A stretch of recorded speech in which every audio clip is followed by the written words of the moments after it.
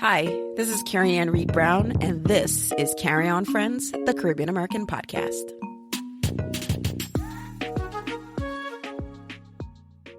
Hello, everyone, and welcome to another episode of Carry On Friends, the Caribbean American podcast.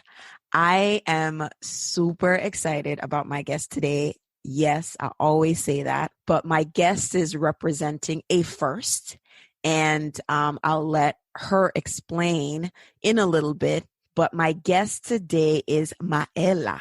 Maëlla, welcome to the podcast. Why don't you tell a little bit about who you are, Caribbean country you represent, and all that good stuff? Well, first of all, thank you for having me. So I'm Maëlla. I was born and raised in Guadalupe, a French Caribbean island.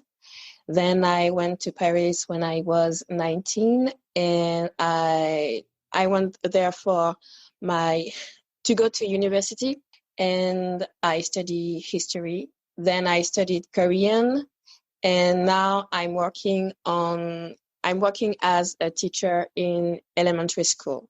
That's my day job, and online I'm known as Patra M, and it's the name I use to blog about Black representation in cinema and television, and more specifically about the representation of the Caribbean in cinema and television. And I have my podcast, Caruqueramon, and the website, caruqueramon.com. I am excited because for so many reasons.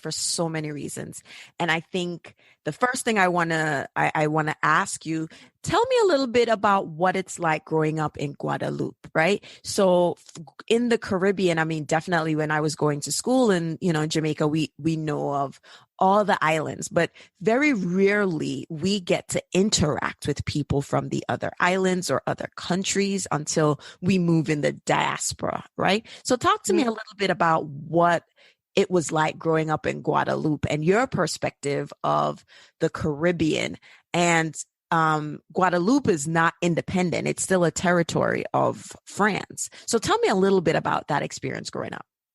So it was a bit complicated for me because, like you said, Guadeloupe is officially what we call a département, which means it's a territory of France where our nationality is French. But we are not treated equally, and we feel like we're still a colony. Oh my God. I'm trying to stay very politically correct here because it's stuff that can be very sensitive here. So when I was growing up, it was in the 90s, early 2000s, and it was a time when I feel like there was a new form of interest about Caribbean culture and Caribbean history. So we didn't really interact with other islands, at least I know I wasn't. And I was very centered around Black culture, but Black culture from the US. And a little bit from France, but really, really all my cultural references are from the United States. So for me, I really feel like I know the culture over there more than I know the English Caribbean culture. That's why also I decided to do my podcast in English. So it forces me to watch film from English-speaking Caribbean islands, so I can figure out the differences and the similarities with Guadeloupean culture. I don't know if should I keep going or you answered it perfectly, and I am listening to you thinking I could say wow, but the reality is, I don't think much of the Caribbean or English-speaking Caribbean would really know, other than knowing that Guadeloupe and Martinique exists. We understand Zouk and all of that stuff. I don't think we dive so much into what specifically is happening in Martinique or in Guadeloupe. But I found it very interesting that you mentioned that there wasn't your Black cultural references came from the US as opposed to what was happening regionally in the Caribbean, even Haiti, who may have Creole, but was also a French colony. So I'd love to hear more about just growing up and, what led you to the journey of, being a podcaster, focusing on Caribbean films. What was that thing that made you want to dive more into the Black experience, the Caribbean Black experience or references, and see how those similarities lined up with your more familiar exposure with the Black cultural experiences? So when I was in Guadeloupe, I knew I was Black, but Black people are the majority when you're in the Caribbean.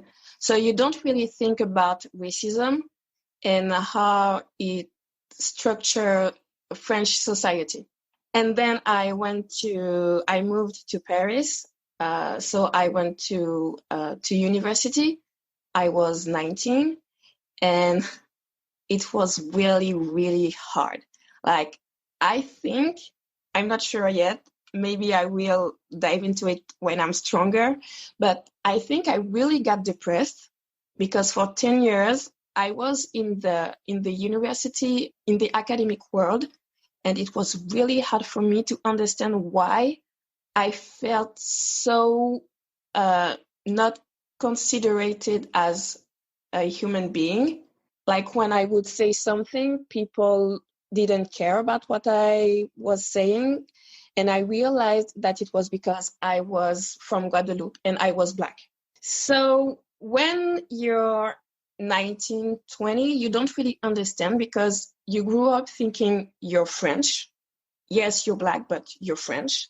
And then you're in France, let's say the continent, and they tell you that you're not.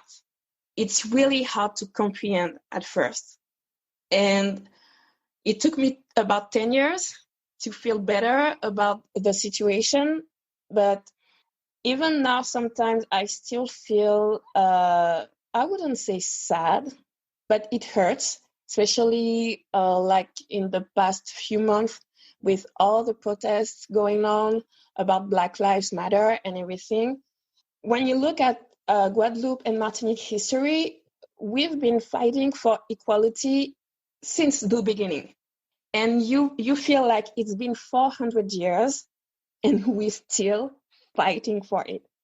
And sometimes I feel like I want to cry because you don't know when it's going to end. And you don't know if the next generations will have to deal with everything you had to deal with. Although I do think things are a little bit better now compared to what my mom's generation had to go through and my grandmother's generation, etc.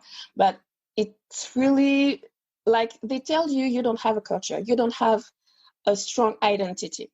And that's why I think I got into Korean because I always wanted to study an Asian language, an Asian culture. And Korean was just easier for me because they have an alphabet like we do, so it was easier. And then I got into listening to music, watching K-dramas, and South Korea and Korea as a whole country, well, it's a country that always fought to stay independent. Japan tried to colonize them, China tried to. So really, I feel like their history is very similar to what the Caribbean had to go through, except that they weren't colonized for a long period of time compared to the Caribbean, who were constructed this colonization. So, all right. So I want to pause you there for a quick second. You said something about your university experience, or I guess, specifically when you were sharing your university experience, and you said that people didn't care about what you said because you were from Guadalupe and you are Black. Explain to me, is there a hierarchy? So is it one thing to be Black, but on top of that, you're from Guadalupe? Is that a thing? Is there an additional disregard because you are from a territory? Yeah, I think there is because people think about slavery. So they still see us, I believe, like enslaved people, although they know slavery was abolished in 1848 for us. They don't see us as free people who can be important in society, who can do good for the society. So, yeah, you're Black and you're from Guadeloupe. If you're Black and you're from Ghana or you're from Senegal, it's another story. It's really different. Being Black in France, you can't just be Black. You're Black and you're also your country of origin. Since Martinique and Guadeloupe were colonies that were quote unquote created by France, it's like they feel like they own us more if you talk about someone from Senegal, because Senegal at the end of the day is independent. Although France still has a lot of connections to what's going on in the politics in Africa, officially most of countries over there are independent. Yeah.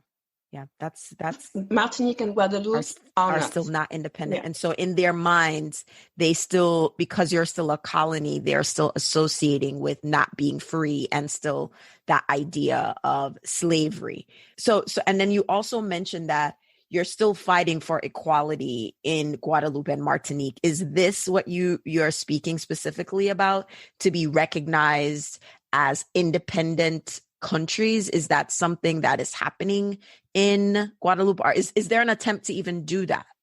Well, from what I know and from what I see, I don't think it's really in terms of being independent. It's more in terms of being recognized as equal to other parts of France. It's more, I think, right now, but maybe in a few years, there will be more debates about really asking for independence. In the 50s, 60s, there were really a lot of events. There were young people there were bomb attacks a few times because they were fighting for independence. They wanted independence. Right now, I'm not sure. I don't hear the word independence in the speeches I hear. It's more really like equality, because officially our nationality is French. So I don't know. Right now, it's really more about trying to make the word mean something, mean what it's supposed to be mean. Got it. I've bookmarked something on Netflix, and since you're in cinema, there's a movie that it's French, and I believe it's from the Martinique perspective when they were promised about going to France. And I have to look. Le Gang des Antillais. The gang of, I don't know. Yes. That's exactly it. So I have it bookmarked, and I had you specifically in mind, when I saw this, and I was like, oh, I got to watch it. It's on my list. But then let's jump to something else. Then I'll tell the audience a little bit about why, in addition to this incredible insight that we rarely get to have from someone from Guadeloupe or Martinique, because most people don't interact with other people from Guadeloupe or Martinique. It's so very rare. But you talked about, it's not as bad as what your mom or your grandmother had to go through. Talk to me a little bit about, like, what did your mother and your grandmother had to experience in Guadeloupe? Well, the thing is, I think we as a generation, my generation, maybe we didn't ask enough what or how our parents and grandparents felt when they were growing up. I feel like they were like a wall at some point, because the movie you mentioned earlier, it's about that time, the 60s, 70s. The youth of Guadeloupe and Martinique moved to France, and officially it was to have better jobs, so a better life, and it didn't happen. But the ones who moved away, they didn't come back, and they didn't tell the ones who stayed in the island how much they suffered from racism. There's actually one movie, it's called Omadiana by Constant Gros Dubois. It was released in 1979. I have a review on my website, and it really shows the experience of being Black in France in the late 70s. And it shows the racism, how people won't rent you an apartment, how you get fired for no reason. It was hard. But the ones who stayed in Guadeloupe and Martinique, I think they didn't know exactly how bad and how tough life in France was for those who left. That's why it's really important that cinema and television tell these stories, because we don't know. And people now are starting to die, and their stories will get lost. You lose that oral, Yes. you lose that oral history. So what I'm hearing from you is that, they were suffering in silence when they went to France, but it seems like there was a level of shame that they didn't want to tell those that they left behind back in Guadeloupe or Martinique that this was their experience. Are you kind of thinking that if only they said something, maybe the other generations would be prepared? Is that what your thought process is? I think we would have been more prepared, and I think there wouldn't be this gap between the Guadeloupean people in France and the Guadeloupean people in Guadeloupe. Those who were born and raised and live in Guadeloupe, they will tell those who are in France, you're not really Guadeloupean because you're from over there. You're not really from here. They make a difference between the two. I understand there is a difference because I was born and raised in Guadeloupe, but my little sister, she was born in Guadeloupe, but she was raised in France. So I see the difference in how she sees Caribbean culture, and how a vision of Caribbean culture is different from mine, just because she didn't grow up there. And it's okay. It's okay to be different. I really hope that there's no gap between Guadeloupean people living in France and Guadeloupean people living in Guadeloupe. They stop thinking that we are so different that we cannot be together. We are in this together.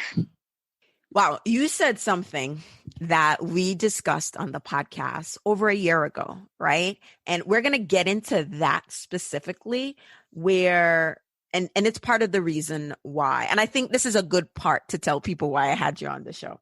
So I invited you on the show because I met you through Caribbean Podcast Directory. And, for the month of September, you are the featured podcaster. And the answers you gave to some of your questions it was just like, ding, ding, ding. We need to get into these things, right? And you're already starting to kind of get into some of those things. One, you're from Guadeloupe, and we really don't have a lot of conversations. And here on Carry On Friends, I really would like to have conversations with people from different Caribbean countries as possible. So of course, Guadeloupe and being one of the first on the podcast was exciting to me. So we're going to get into this because what you just said about Guadeloupeans in Guadeloupe thinking they're different from those in France, it is the problem that we see across the Caribbean.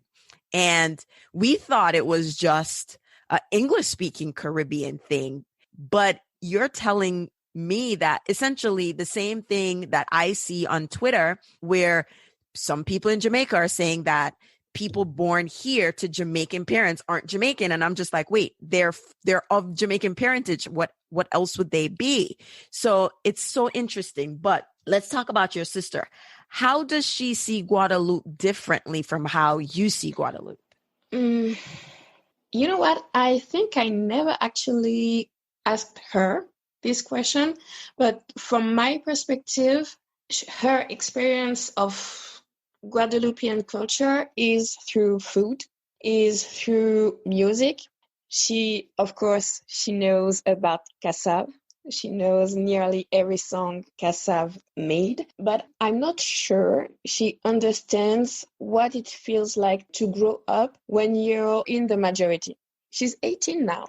She grew up and she has always been the minority. The fact that I was able to grow up being in the majority still gave me, I think, a sense of belonging that I'm very afraid she never got to experience. Even if we go back for summer vacation, it's not the same of going to school and being in a class and you see yourself around.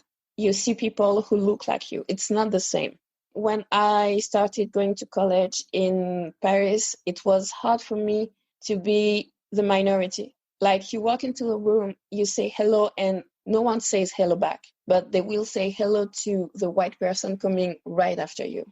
And you don't know why at first. You feel like maybe it's me. Maybe I didn't speak loud enough.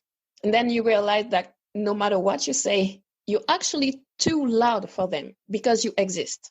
Your existence is too loud for them anyway. So it doesn't change anything. Whatever you do, whatever you say, it doesn't change. And so back to my little sister, her experience of Caribbean culture will never be fully fulfilling because she didn't get this strong foundation. Yes, no, I get what you're saying. So as someone born and raised in Jamaica, I went to high school, left midway through high school, we'll call it third form, which would have been the equivalent to the ninth grade here in the US. I understand what you mean. There's a difference with my kids growing in America and, experiencing culture from food, language, music, all those things, right? But actually being home, and of course the Caribbean has its own set of social, constructs of class and everything else. But to know that when you step out, everybody looks like you, you have this pride and this sense of, yeah, I belong here. That's never questioned. Versus the experience where ever since you were growing up, you had to kind of justify or validate why you need to have the same rights is a very different experience. So I understand that. And it may not be until she's older and it's, be more immersed in the culture, she might experience that. This is why the show exists, right? A lot of times we're off in our little silos thinking, oh, we're the only ones going through this. And here we are having this conversation with you over a year later about what it means. That episode was American born, Caribbean raised, right? And for your sister, she's like my younger brother too, that when my younger brother left Jamaica, he's 2. So for the most part, he's an American because he was too young to remember what it was like growing up in Jamaica too. But it's for you, your sister could be, French born, Guadalupean raised, right? And those are very different things. It's still part of them. But I think what happens as they get older, she gets to a point where she needs to find self. It could be that lighthouse and that beacon that helps her find the people and the resources that she needs to really feel strong about her culture and going back. But let's go quickly into something you said in the interview. You said you did the podcast to talk about representation of the Caribbean in cinema and television. And you talk about films that help you to write your own definition of your Caribbean identity in the 21st century.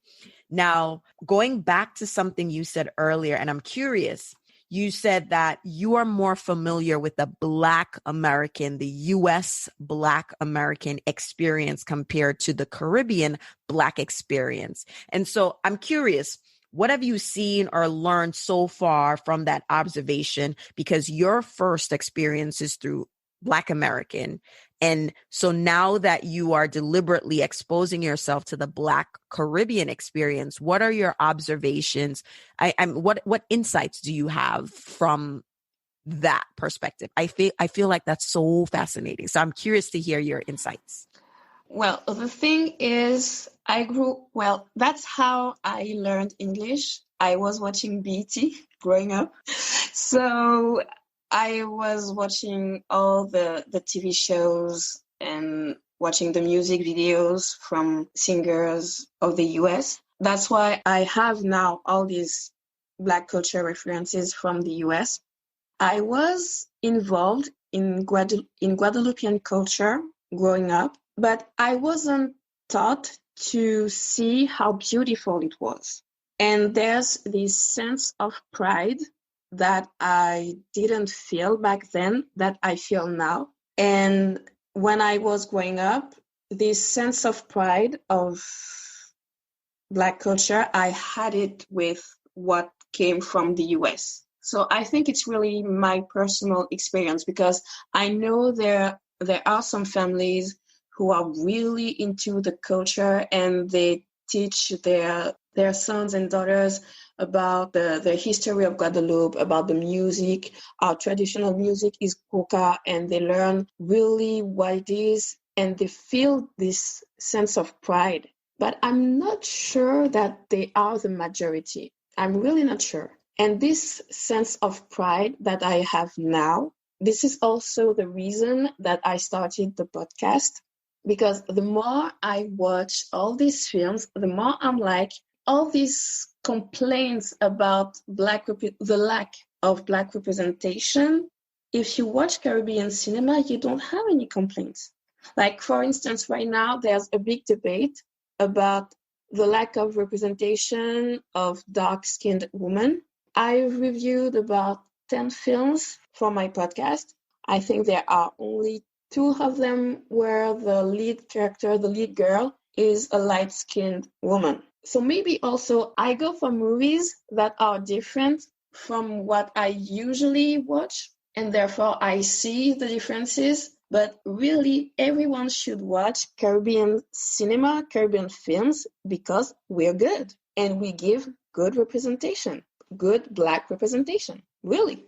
We do, because we're also the majority, but I think from our perspective is like a lot of times those films are not presented to us, so you're able to see them. And I think for us in the US, we have to kind of search high and low to find them. So for us in the US, it's a distribution in terms of the films, where to see them, how easily accessible they are. But you are right in terms of the representation in the film, in terms of hues, color, shades, how that's presented in film. There was something else that you mentioned, and we touched on this, I think, a little bit, but I'll read it. You said a lot of Caribbean people, especially those in the diaspora and those living in territories that aren't independent yet, struggle to define themselves in their own terms. There always too much of this or not enough of that. And you said cinema is a great outlet to study Caribbean identity and to feel a sense of community. Why do you think we struggle to define ourselves? And I think a little bit of that was kind of what you alluded to. Like, if you're in Guadeloupe, you think those in France are not Guadeloupean enough. And that's definitely conversations we've seen on Twitter. Even me leaving Jamaica, as long as I've had, some people might say I'm not Jamaican anymore. And I'm like, my birth certificate begs to differ. Yes. Right. So I just feel like, I don't know when we're going to have a bigger discussion between those who feel like you're, those back home in the countries versus us in the diaspora have a very different view. But why do you think we struggle to define ourselves? I think for us, I mean, Guadeloupe and Martinique, I don't know about other islands. I think for us, the struggle comes from how France never gave value to what we bring to the table. CASAF is the biggest French group ever. And I know I'll put in the show notes the link to that one song that I know everybody, I cannot pronounce the name of the song. I think it's that one song. I think it's yes, that's the one. I cannot pronounce it, but that is exactly the one that I know of. Everybody knows it. So I'll put a link to that in the show notes, but it's a huge song. And they are by far the biggest. Go ahead. Yeah. Sorry. Yeah, but they're not recognized in France. They're not. They're a group from Guadeloupe. That's it. So, of course, since they're so big, so sometimes they will get some airtime in a show on television. But for a group as big as they are, it's not enough. They deserve better. So to me, we struggle to define ourselves because we never got to hear, you're good, you're enough, you're awesome, you're great. We didn't get to hear that. So of course, you shouldn't let others define yourself. you should be able to define yourself the way you want to, but it's really hard when you've been told for 100 years that you're nothing, that your culture is nothing. And I think that that's why it's really hard for us to define who we are, because each person sees culture in their own way. So if I say Guadeloupean culture to me is this, this, and that, and you who are not from Guadeloupe, and you tell me Guadeloupean culture is this, this, and that, and it's different from my perspective, I should be able to tell you, okay, that's how you see it, but that's not how I see it, and it's okay, I'm fine with it. And I still feel good about my culture. I think we had for many, many years the impression that people just didn't care about what we had to say, what we had to show to the world. And of course, we are very proud of Casal. I talk about it a lot on my Instagram page and on my website. And I'm actually doing research on that right now about the legacy of Casal, because right now I'm not going to let the entertainment industry do to Zouk what they did to dancehall. Let's talk about that in a little bit. Yeah, because right now they're really trying. I mean, they're stealing Zouk from us, and they're going to make money off of it. And our Zouk artists are struggling really hard to be heard and to be seen. That's why I'm really trying to promote the hashtag Stream Caribbean, so we get to push to give this little help, this support to our artists. Really, I mean, like it was last year, I don't know. They used a sample of a song, of a Zouk song. There were tons of articles about how they sampled a song by the Spice Girls. They never mentioned the sample from the Zouk song. Why? It's as important as the sample from the Spice Girls song. It should be. To me, it is. But to them, it's not. Ooh, wow, we're touching on a lot of stuff here. Ooh, I'm so glad we're having this discussion, because there's a lot of reasons, and it's just a plain disregard because it is music from the colonies, right? But I want you to tell me just really quickly what you mean by, I don't want them to do to Zouk what they did to dancehall. Tell me what your perspective, or tell me what you mean by that. I am always curious about this.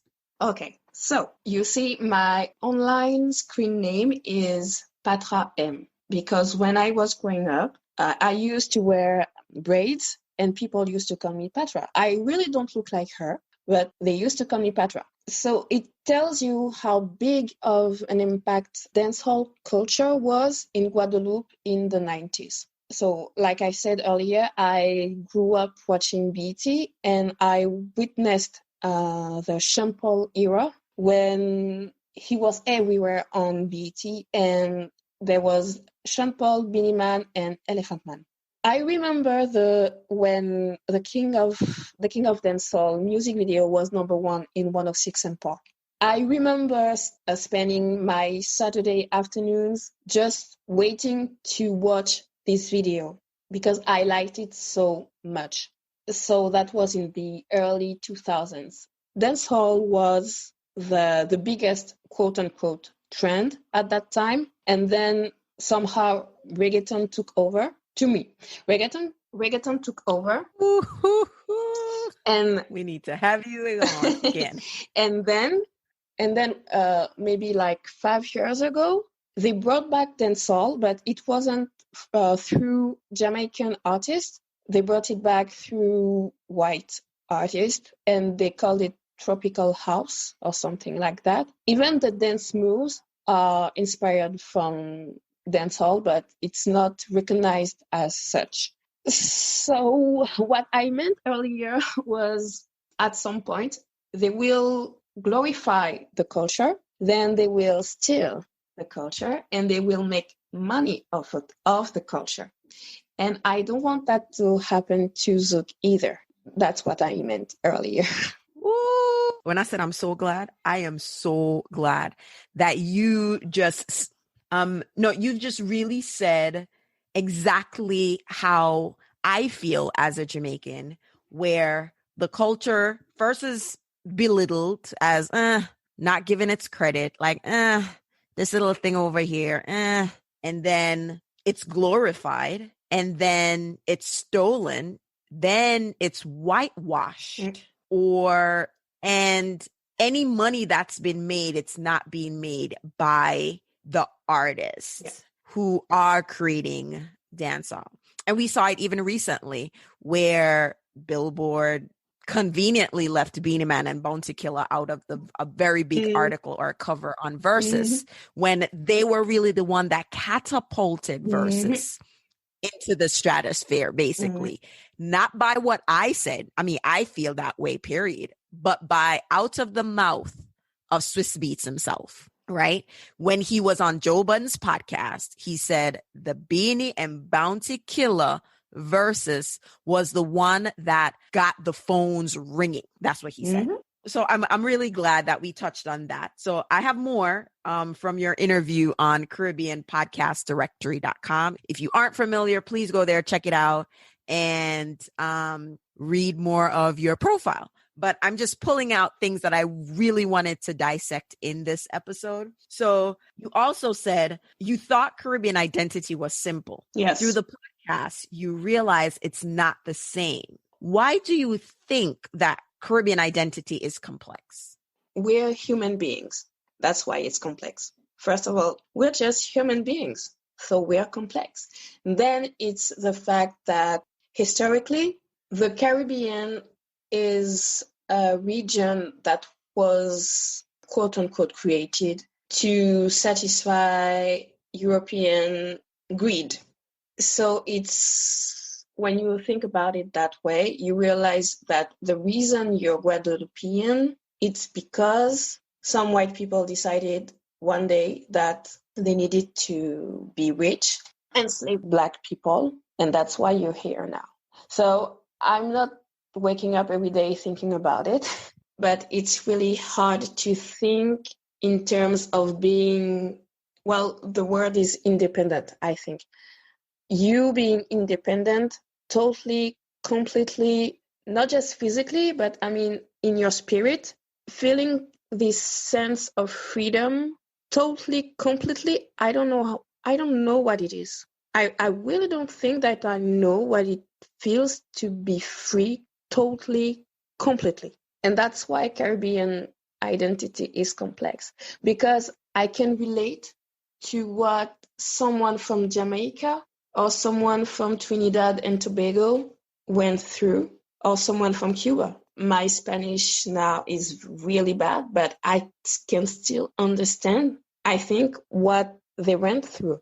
When I see images from Cuba or Trinidad and Tobago or Dominica, I still feel like it's home when it's not even my country. And I don't think that someone from Italy will look at France and feel a sense of home. I don't think someone from Denmark will look at Russia or Belgium and feel a sense of home. No matter how different we are still connected. And that is the beauty of our culture, right? We're on different islands and in different countries, in the instance of Belize or Guyana, and even the island of Hispaniola that houses Haiti and the Dominican Republic.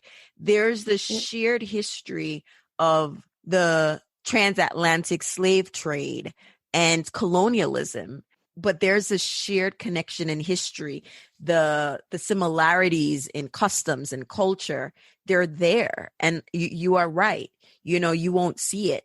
When I first moved to this country, I didn't have much exposure to other people from other Caribbean islands. And when you first hear someone, you're like, ooh, what's that? That sounds very similar to a word that I would say, so there is this bond that we have. And a lot of times, when I see these conversations about, oh, you're not Jamaican because you're here, or they are Jamaican and they're not Caribbean, it's because I have a very unique global perspective that Jamaica in and of itself, while there's a very high cultural currency, geopolitically, the Caribbean Mm-hmm.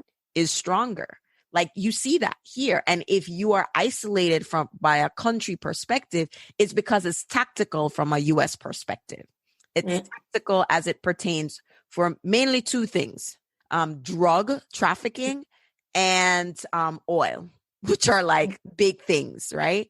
But the region itself is so much stronger geopolitically considered as one. Yes, cultural exports are important, but and I was only able to see that when I left Jamaica and moved to New York or moved to the US. And I think that's the view a lot of people in the diaspora have, where we're living next door. Like I live in a condo and my neighbor is Haitian and the other neighbor above me upstairs is from Trinidad. And, you know, I mistakenly thought that my other neighbor was Haitian and she's like, no, she's from Martinique. So like all of these things that are, you know, that we're in close proximity, you know, because she said something and in my head, I thought it was, oh, my one reference is Haitian. Right. And she's like, no, you know, they're from Martinique. I was like, oh, that is interesting. Right. So like the opportunities to learn and to see that together, you know, we are so much bigger and stronger versus or individual islands. And it's not to take away from the identity. It is just to understand that there is just this, you know, all together we have this strength. So I love that I'm able to have this conversation because I'm able to get this perspective. Now, going back to something, you know, on the Caribbean podcast directory into IG, Caribbean podcast IG, I had posted a graphic and you said the flag that I use, which when I look in WhatsApp or when you use your text messages in the flag emoji section, the flag that's there, you said that's not the right flag. Can we go into that a little bit? What that's about, because I had to search high and low and that was the one that I saw, but you explained to me that no, that is not the flag that we identify. Could you talk to me a little bit about that? So, because we're a French territory, our official flag should be the flag of France. You know, it's one of these elements that maybe set us apart from the other countries of the Caribbean because we don't have our own official flag. That's why social media, sometimes it's hard because you get Jamaicans or Trinidadians being like, come rep your island, show your emoji. And we are from Guadalupe and Martinique and we can do that. We cannot do that. So the flag you see as an emoji is usually a flag used during the slavery days. And it's the same for Martinique. The flag for Martinique is also from that time. I'm not really familiar with the history. In 2009, there was this huge strike in Guadeloupe and Martinique. They were fighting for, well, we are always fighting for more consideration, equality, fair treatment. And I think it's when this flag I told you about, it's really similar to the flag of Suriname, except that the star isn't in the middle, I think. It's really on the left side. And the flag was used to create this sense of community, to make people feel like they were together in the fight, in the struggle. And right now, I think my generation and the younger one really took this new flag and really wanted to make it official. In Martinique, so it's red, green, black. I think it's in that order. It's also a symbol of the struggle for independence, the struggle for freedom. So that's why we use this flag. And in Guadeloupe, we have this artist called Monsieur Sadiq, who is really promoting this flag. Yeah, I'm so glad you shared that, and I will put on the blog because there's usually an article that accompanies the episode. The flag you're like, we do not use, and the new flag you told me this is what we use. Now let me ask you, because we didn't touch on this. So Guadeloupe and Martinique, what about Saint Martin and Saint Martin, the Dutch and the French part of that island? Do you know if people in Saint Martin are kind of having a similar struggle, or you're not familiar? I'm not familiar. Yeah. But I think they do. The thing with Saint Martin and I don't know how to pronounce it in English, Saint Barthélemy, the island where rich people go to. Saint Barts, the rich and famous playground. Yeah, yes. That's one. I think Black people over there are really kept in the shadows. Like when you see images in the media, when you see images of Saint Martin or Saint Barth, you'll see white people. Yes, I think that's why I asked you, because when I thought of St. Bart's, I thought it was off the French Riviera at some point, even though geographically I'm like, but it just feels like the European residents are seen and photographed more, and the Black residents are in the shadows and only come out as they're part of service industry workers. And again, I'm not saying this is the case, but that is the image that is presented, that you don't see them. And this is why this is this very, the enclave of the super rich that could go there, because you're going to be served by these people, but you won't see them anywhere. So it's almost like, it's like a throwback to what the colonies were. Exactly. Back in the day. Okay. So this was such a really delightful conversation. And so I wanted to know, what are you seeing in the space? I know we didn't talk much about films, but generally, what are you seeing? Because that's a whole other conversation. We need to have multiple conversations. But like, what are you seeing that is making you hopeful, possibly excited when it comes to Caribbean culture, Caribbean identity, Caribbean films, Caribbean arts, entertainment? What are you concerned, hopeful, excited about? So what I am concerned about is how my generation and the younger generations will uplift Caribbean culture. I really think the fact that we're living with social media, streaming platforms, it really makes it easier to hijack the entertainment system.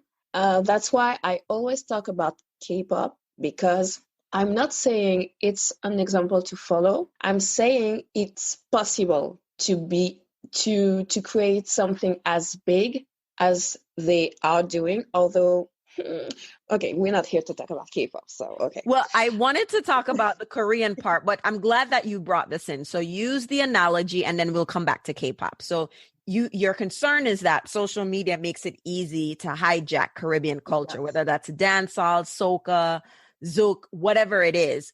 But you also see a format, a template or a case study in K-pop as to how we can reclaim or culture and entertainment.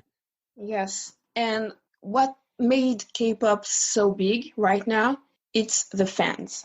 That's why I always ask in my interviews with filmmakers or singers what they think we as an audience can do for them.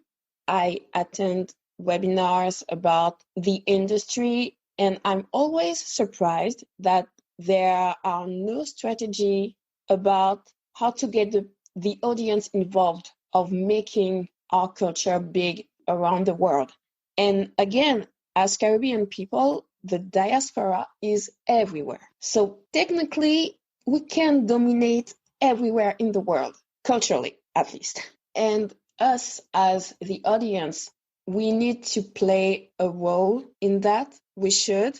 It's not about creating the content. We have the music, we have the films, it's there. Now it's time for us to really make other people see what we have. So what I'm hoping is that there will be more people, when you like someone, when you like a singer, shout it to the world. If you can tell me you like Taylor Swift, you like, I don't know, Ed Sheeran, okay, you like Beyonce, that's great. Beyonce makes a tribute to dancehall culture in Homecoming. That's great. But how many people knew who the original artist who sang these songs were. Correct. That's my point. And if you know, then you tell your friends, this is who sang this song first. If you like this film, go to the movie theater if you really want to show your support. I mean, right now with the COVID situation, I'm really not going to the movie theater. But you can go online. There are streaming platforms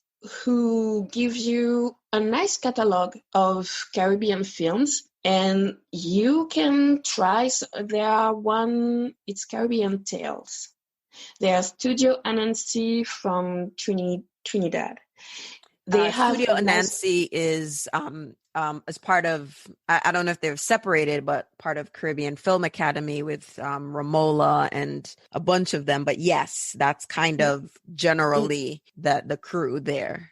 And the other thing I always think about, it's accessibility. It's not only about making the content available to the audience. Since we're Caribbean, we are multilingual.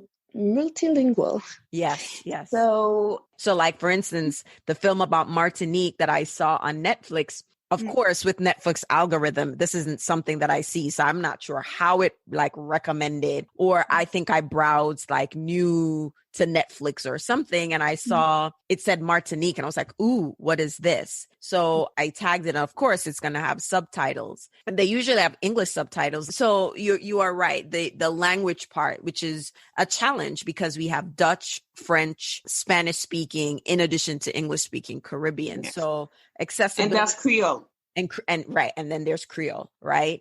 That's a very important thing to talk about. I want to go back a little bit because you mentioned where in Homecoming, Beyonce did her little dancehall set with, of course, the Sean Paul song and then the Vibes Cartel.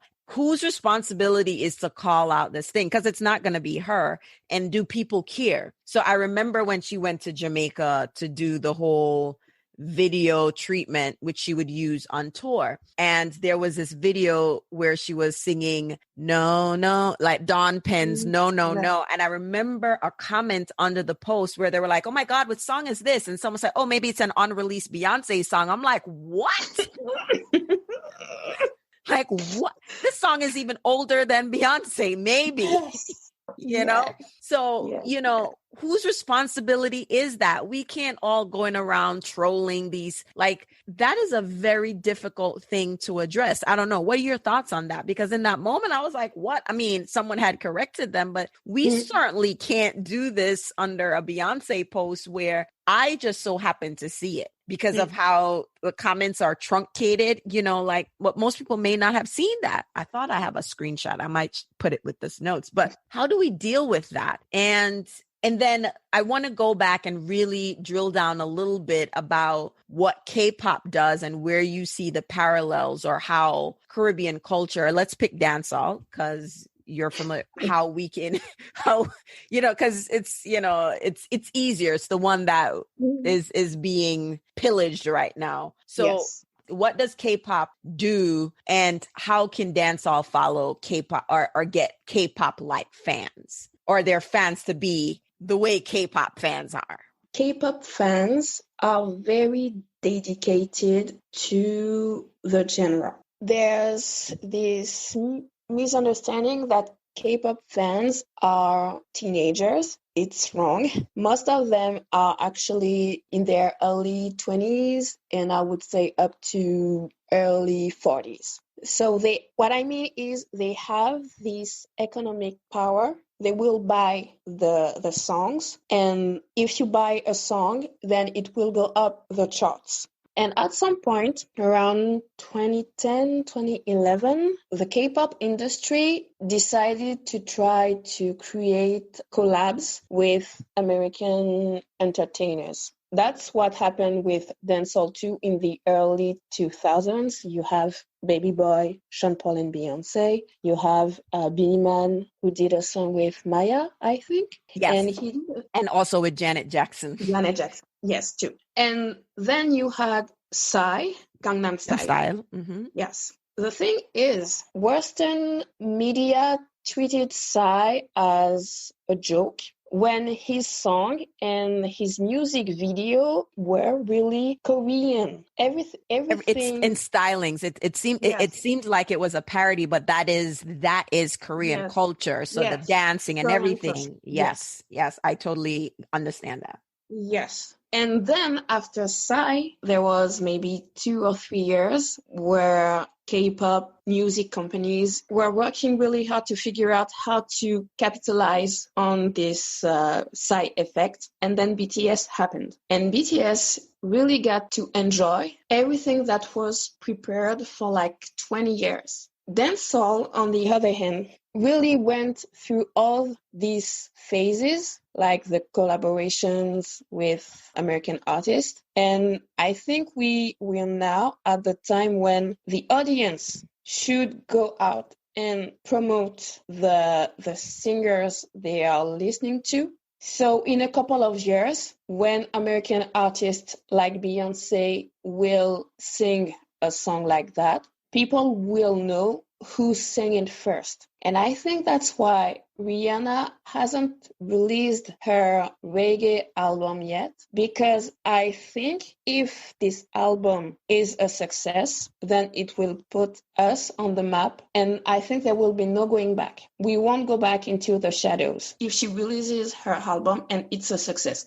Now, if the album fails, Rihanna will survive. She's an entrepreneur. She has a lot of things going on for her. But for other artists, they will have to rely on us, Caribbean audience, to give the push in the charts. Let's say the mainstream scene, the mainstream industry can no longer ignore us. So I just want to, this other point that this cousin sister podcast, Style and Vibes, my friend Michaela, she just had on her show a discussion about dancehall and the subgenres, and that what's coming out of Jamaica is not that hard-hitting dancehall. It's more of fusion. Do you see, I don't know if K-pop had some subgenres, but do you think this new sound fusion music coming out of Jamaica will still impact it? Do you think that, like, you know, it's one thing to say, oh, it's out of Jamaica and it's good, but I feel like there's a lot of music coming from Jamaicans who are from New York or from Miami, and not necessarily those living in Jamaica specifically, right? So what are your thoughts? And I don't want to go too far off dancehall, but it was just, there are these nuances that we are seeing happening about what is dancehall, where is dancehall coming from? I mean, Spice is in Atlanta doing dancehall, you know, and so where does this fusion, a new sound and hybrid sounds, how does that impact? And I love this observation with Rihanna and her album. She has said, and we figured that it's her business ventures that's pushing this project off. But I like your theory that she might be really wanting to give this her full attention because she wants it to be successful, because the repercussions if otherwise, right? Yes. So in terms of dancehall and the subgenre, do you think it impacts the audience development or the K-pop style fandom that needs to happen for not just dancehall, but maybe soca and all the other things? But since we're talking about dancehall, does the fusion of the music now make a difference, or no, it's just the fans? At this point, I think it's the fans. Yeah. Because music should evolve. It's supposed to. Art is supposed to evolve. So you will get inspired from the fact that you live in another country. That's something I talk about in my episode 8, I think. It's already out in French. And I talk about See You Yesterday by Stéphane Bristol. And I talk about how the diaspora might be a way to keep some traditions alive. I'll tell you. Go ahead. Yes. So this fusion will happen anyway. We should embrace it, I think, because the traditions won't die anyway. So it's okay. That's why it's really to me, it's really the audience who will make the difference. Like, for instance, right now, concerts have been canceled everywhere. We cannot go out. Let's say a dancehall artist decides to have an online show. As an audience, you should ask yourself, do I like this artist? Yes or no? Yes, I like him. I like her. So now, I know I cannot show my support by going out I cannot go to a concert. So what do? I hear that this artist is having an online event. Well, I'll just pay $10, I don't know, $15, and I attend. I'll go. And that's a way for us to give back to the artists, because they shouldn't be struggling as much as they are right now. With all the contributions that Caribbean culture did to the world, the mainstream pop culture, they shouldn't be struggling. They should be at the top. And if they're not at the top right now, we, the audience, just by the fact of showing up, speaking about them, we should be able to lift them up. There's something that really breaks my heart every time I read an interview of a Guadeloupean artist. They always say that they feel like they get no recognition from Guadeloupe. They feel like they do their art for Guadeloupe. They do their art for Guadeloupeans. They feel like they give, and they get nothing in return. Again, our biggest writer is Maryse Condé. Maryse Condé had to live in the US to get the recognition that she deserves. Why? She shouldn't have to live. I mean, if she wants to live because she wants to, it's okay. But I really doubt that she had the choice. Wow. And we should have that choice. That's a running theme. Anyone listening to that is going to say, yeah, that's a theme. Because the same argument could be made about Bob Marley. He wasn't as big or accepted in Jamaica until he was global, you know. So it's this running theme that another episode we have to dissect why, you know, why that's the case. Yeah, that's a whole other conversation we need to dissect as to why. Yeah. As we wrap up, I have one last question from that interview on Caribbean Podcast Directory. And you had said a small audience doesn't mean it can't be loud. And I'm glad I held this for the last, because we were kind of talking about the audience and their role in Caribbean culture and, you know, like really making Caribbean culture big. You said, when I like something, I'm very vocal about this. You said Guadeloupean, and I would say Caribbean people don't operate that way at all. Like the K-pop fans, how they behave. I don't see a lot of Caribbean people doing that unless another mainstream outlet acknowledges us. That's when we get loud. We don't get loud. I shouldn't say that. It gets louder when mainstream media acknowledges it, but not as loud as it should be because it's our culture and we love it. But anyway, and this is what you said. I believe there are some historical reasons for it. You know, what are the historical reasons? Just a little bit. And this is probably our setup for our following interview, why we don't celebrate our own culture, or we wait until outside acknowledgement before we celebrate. What part of history plays into that? I think it circles back to what we said at the beginning of the interview. The fact that our ancestors were enslaved, they brought their African culture. And then you have, I don't know the word, the Indian people who had to come to replace the indentured servants. Yes. Mm-hmm. Then you have them. So you think it's because Africans came over as slave, and then we had indentured servants from India and China also. Yes, and they were actually also Korean early in the 20th century. They were I didn't know that. Yeah, they're in Cuba. So since their culture was not considered to be good, they weren't allowed to express their culture either, except maybe for carnival. So they are not used to get to express this sense of pride. So when you're always told that what you have, what you like, what you enjoy is bad, how can you be proud of it? And if you're not proud of it, how can you uplift it? Or Bob Marley keeps saying mental slavery, or even if you are proud of it, you are doing it knowing that it is illegal to do so from a slavery perspective. And you celebrated when your slave masters gave the affirmation that it's okay.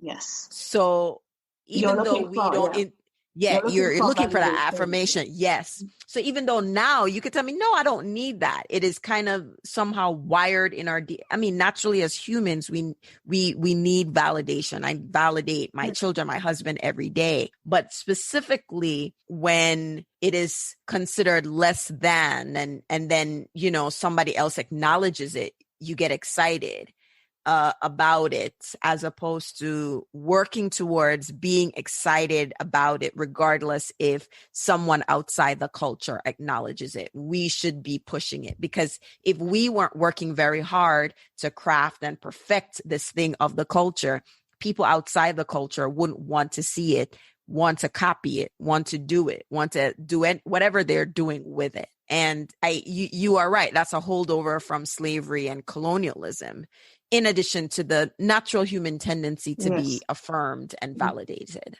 Yes. Wow. Wow. Oh my goodness. This was such a great conversation. Thank you so much for taking the time out to chat with me. I know it's later in the afternoon over there in France, but as we wrap up, why don't you tell the audience where they could find you? If, you know, we could go into the spelling of your handle, or I could drop it in, but just kind of say a little bit, because we know French is like, you know, it can be, you said, unnecessarily complicated sometimes. Yes.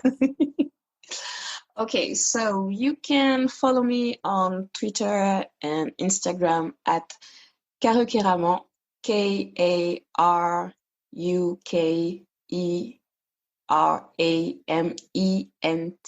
And there's my website, karukeraman.com. And there's also my newsletter. You can subscribe. And I'm working on my season 2 right now. So hopefully I'm in season 2 in English. So hopefully I will be able to start posting early in 2021. I hope. There's also, I'm working also on a novella. So make sure to check out that next year. Awesome. Awesome. Thank you so much for being on the podcast. This was such a pleasure, a really great, enlightening conversation. Thank you again. And as I like to say at the end of the show, walk good. You've been listening to Carry On Friends, a show about the Caribbean American experience. We post new episodes every 2 weeks. And if you want to learn more, buy merchandise, or sign up for our newsletter, check out our website, carryonfriends.com. The Carry On Friends podcast is produced by Breadfruit Media, and new episodes are available every other Tuesday morning. You can listen to the podcast on the website, carryonfriends.com, or you can listen on Apple Podcasts, iTunes, or wherever you like to listen to your podcast.